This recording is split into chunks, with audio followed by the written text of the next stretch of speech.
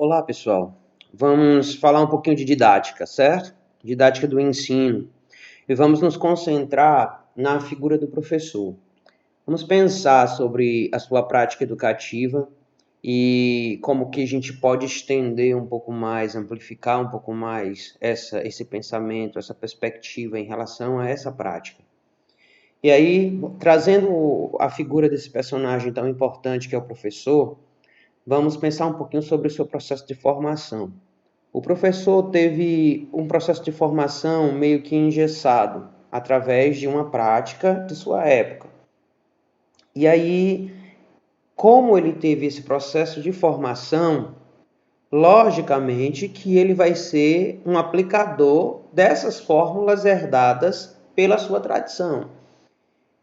E que vem se desenvolvendo e se espalhando na formação de outros e de outros e de outros. Então, é sempre possível ver um professor utilizando metodologias meio que tradicionais.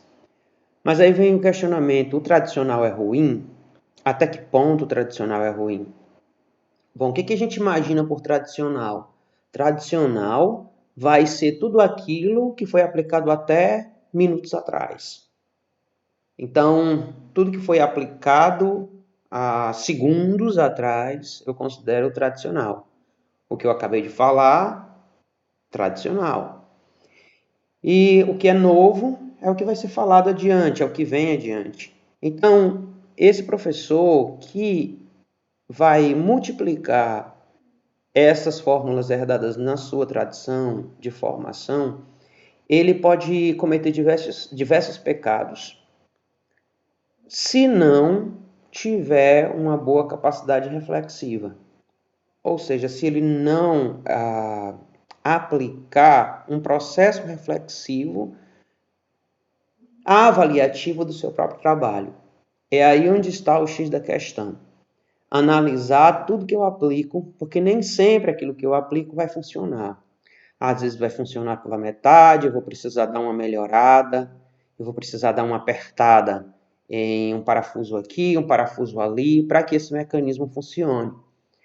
Nem tudo que eu aplico com determinados alunos irá funcionar com outro grupo de alunos. Nem tudo que eu aplico com este aluno poderá funcionar com este outro aluno.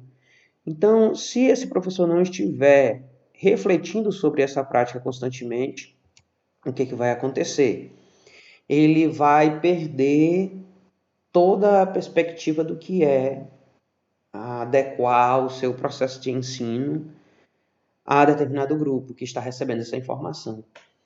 E aí, se a gente puder refletir sobre essa perspectiva processual, utilizando o pensamento de Zabala, a gente vai perceber a importância que é dada às fases de planejamento. E quando a gente fala em fase de planejamento, a gente está falando em que objetivo eu vou utilizar, o que eu vou ensinar, para que eu vou ensinar, por que eu vou ensinar.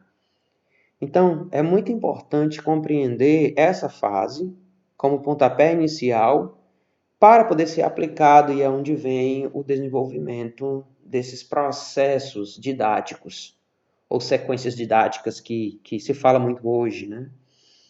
Então, é nessa aplicação que esse planejamento vai ser colocado à prova e a gente vai perceber se ele funciona ou não. E aí, partindo dessa reflexão sobre esse planejamento e sobre essa aplicação, é que vem a avaliação. A avaliação de quê? Aqui a gente pode levar tanto para a avaliação do aluno quanto para a avaliação do meu processo de ensino, né? E avaliando esse processo de ensino, eu vou perceber se o meu planejamento condiz com o que foi aplicado e se nesse processo de aplicação, nesse processo metodológico, ele funcionou ou não, o que precisa ser melhorado, o que eu preciso organizar melhor para dar um sentido integral a essa metodologia que eu estou utilizando. E se ela realmente está funcionando como uma intervenção pedagógica no processo educativo. Mas nós temos que pensar que esse professor, ele vem permeado de fatores condicionantes. E esses fatores condicionantes, eles transformam esse contexto educativo de uma forma muito agressiva, porque a gente vai perceber, por exemplo, as pressões sociais que esse professor traz para a sala de aula. E se a gente parar para analisar as pressões sociais de cada educando, aí é uma mistura incrível, gostosa de se desvendar, mas muito difícil de se trabalhar. Aí, focando no personagem professor, que trajetória profissional esse professor traz? Quais são essas marcas culturais que envolvem esse sujeito que está numa sala de aula preparado para marcar culturalmente outros sujeitos? Que tempo ele tem? Que tempo ele dedica para esse planejamento, para essa discussão, para essa reflexão? Qual a formação desse sujeito professor e qual sua visão de mundo? É uma visão aberta, amplificada, globalizada, universal? Ou é uma visão meio que travada, meio que direcionada para um ponto X ou Y que ele acredita ser a verdade? Então, para se educar hoje, para se trabalhar ensino e aprendizagem, nós precisamos também focar na função social que esse ensino ele vai provocar nesses alunos. E para isso eu preciso entender que o meu processo de trabalho ele precisa estar focado na formação integral desse aluno. Só que o que eu faço? Eu estou dando ênfase especificamente para os aspectos cognitivos, porque é o que mais interessa para as provas escritas, que são as provas que vão dizer se esse menino é bom ou não para determinado cargo ou para determinada função. E aí, eu como professor acabo dando ênfase a esse aspecto. Mas eu esqueço de outros diversos tipos de inteligências que eu preciso desenvolver durante um processo de ensino para que esse aluno ele seja integralmente formado. Aí eu preciso lançar mão das relações construídas a partir das experiências vividas por este aluno. Eu preciso estabelecer os vínculos e as condições que vão definir as concepções pessoais sobre esse aluno e sobre a concepção que ele tem em relação ao outro. Então, focando nessa perspectiva, eu começo a entender quais conteúdos servem para a aprendizagem desse menino, dessa menina. Que significados devem ser ampliados, que vão além da ideia de ensinar, porque o professor pensa em ensinar. Mas por que ensinar? Para que ensinar? Qual o propósito de tudo isso? E aí ele precisa focar nas dimensões humanas, em todas.